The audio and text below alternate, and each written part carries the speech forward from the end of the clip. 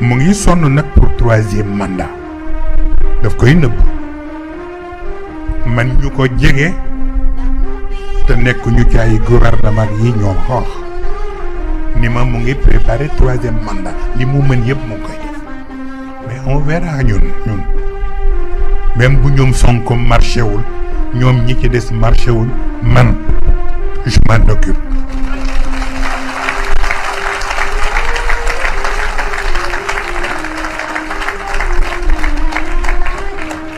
parce que am na lu jaaduwul bu ñu demee ba bii jamono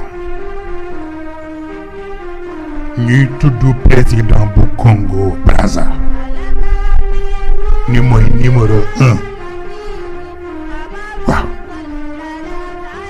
xoolal loolu mooy numéro 1 ci franc-maçonnerie ni président bu Gabon mooy numéro 2 sunu président ñun mooy numéro 3 ci franc-maçonnerie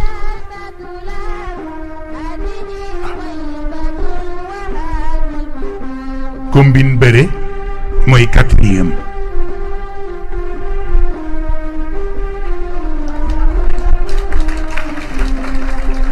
fii nii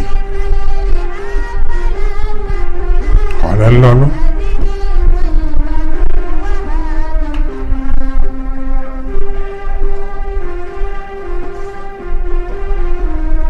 combine bëre benn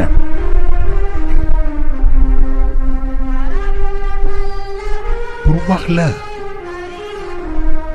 ne nit ñi bàyyi xel seen bopp li xew ci réew mi ëpp na góor gaa ngi koy wax ci yenn ti waxtaanam xale yaa ngi koy teg temps yii waaw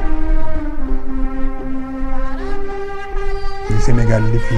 xew ci ay nit ñu faatu ak nit ñu feebar mu ni jaaduwul